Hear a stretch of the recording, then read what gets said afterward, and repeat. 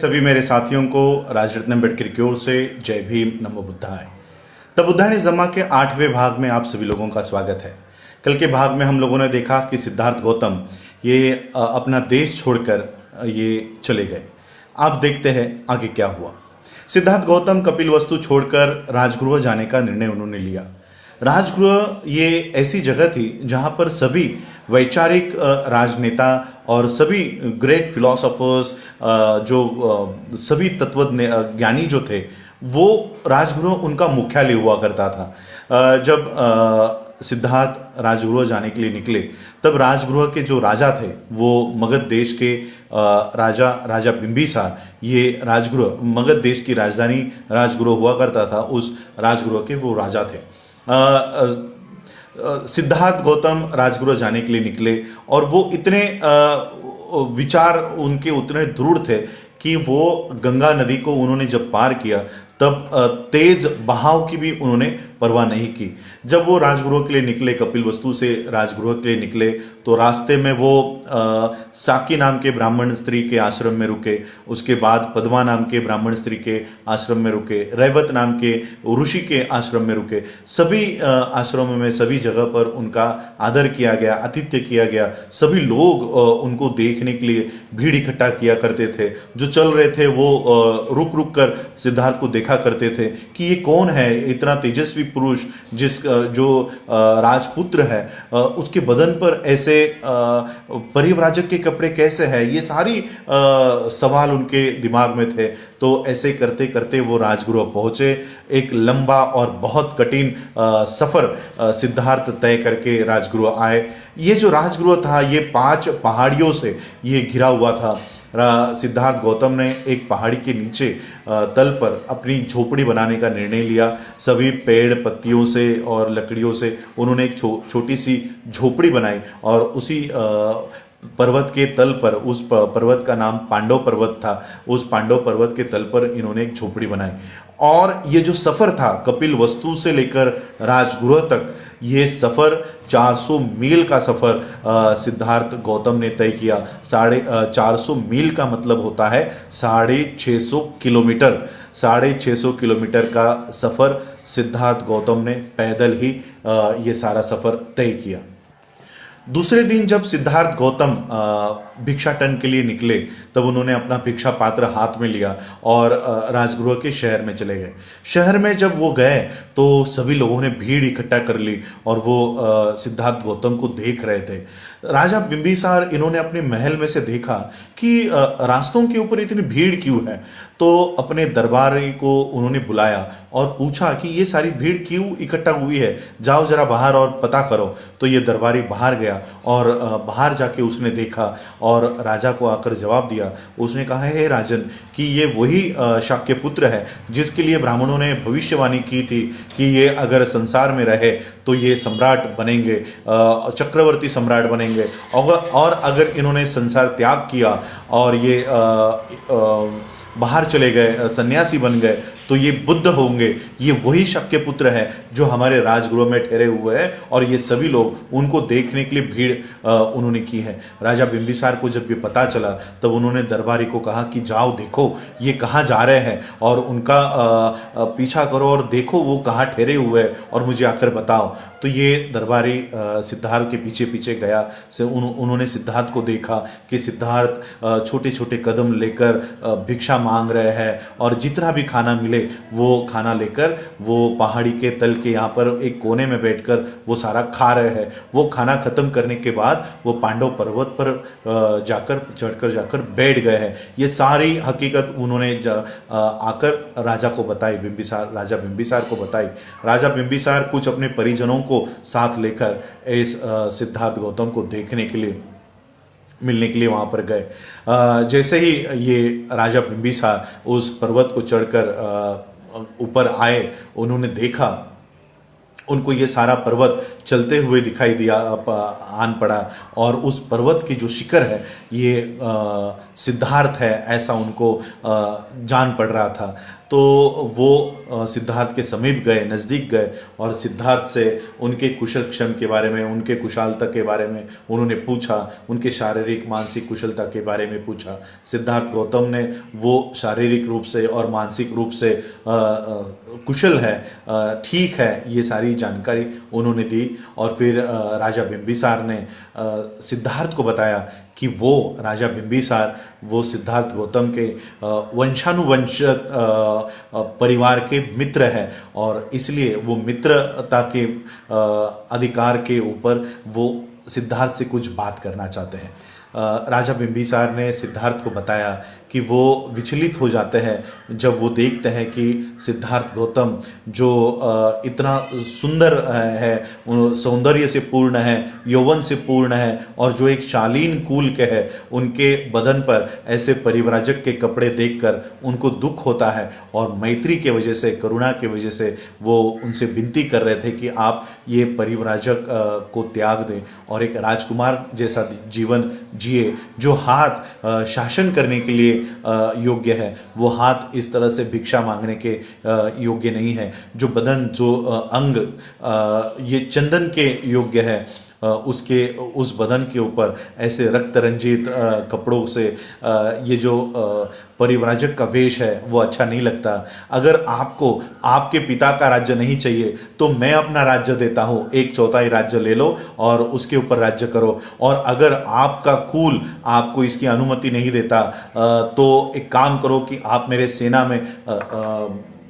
में आप भर्ती हो जाओ, और सेना के माध्यम से, एक मित्र के माध्यम से आप मेरे साथ राज्य करो। इस तरह के कई सारे विकल्प उन्होंने बताए। उनको सिद्धार्थ को बताया कि धर्म, काम और धन, यह जीवन के 3 उद्देश्य है, इसको प्राप्त करो।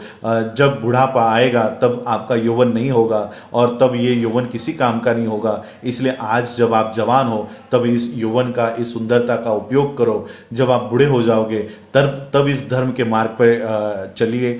सिद्धार्थ ने सभी बातें सुनी।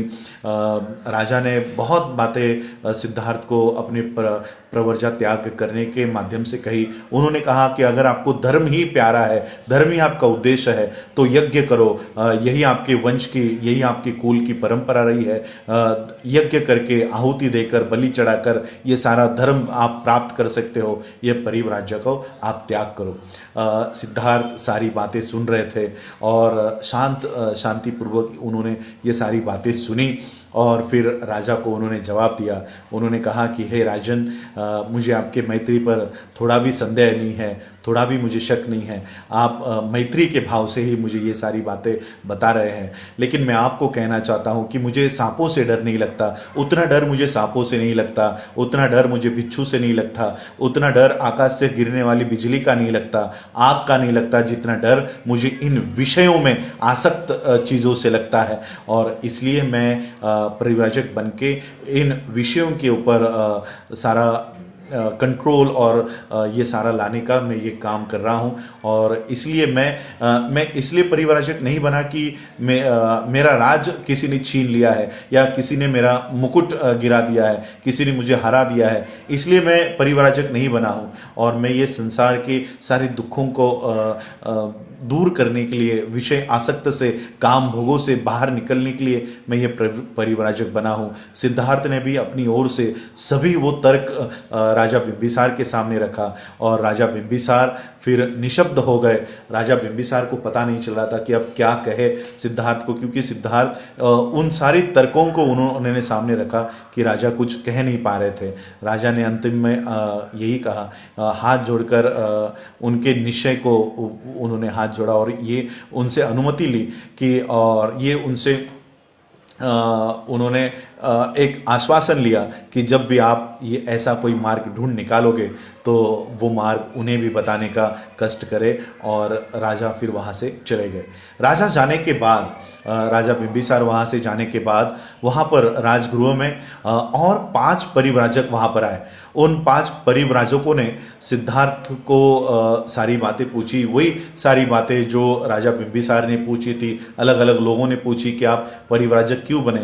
तब उन 5 परिव्राजकों के नाम भी मैं आपको बताना चाहता हूँ। कौंडिन्य, महानाम, ये सारी 5 जो नाम हैं मैं आपको इसलिए बताना चाहता हूँ क्योंकि ये इस तरह से कहा जाता है कि सिद्धार्थ ने जिन 5 परिव्राजकों को दीक्षा दी वो ब्राह्मण थे, लेकिन द बुद्धा एंड इस धम्मा के किसी भी पेज पे ये लिखा हुआ नहीं है कि वो 5 परिव्राजक ब्राह्मण थे।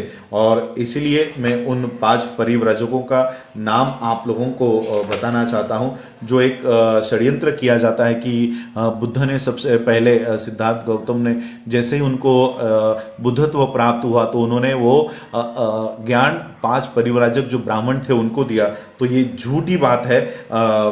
सिद्धार्थ ने कभी भी किसी 5 परिव्राजक ब्राह्मणों को अपनी धम्म की देशना नहीं दी। उन 5 परिव्राजकों के नाम थे कौंडिन्य, अश्वजीत, कश्यप, महानाम और बधुका। ये 5 परिव्राजक इन्होंने सिद्धार्थ को बताया कि आपको पता है कि कपिलवस्तु छोड़ने के बाद कपिलवस्तु में क्या हुआ। सिद्धार्थ ने कहा नहीं, मुझे नहीं पता कि वहाँ पर क्या हुआ।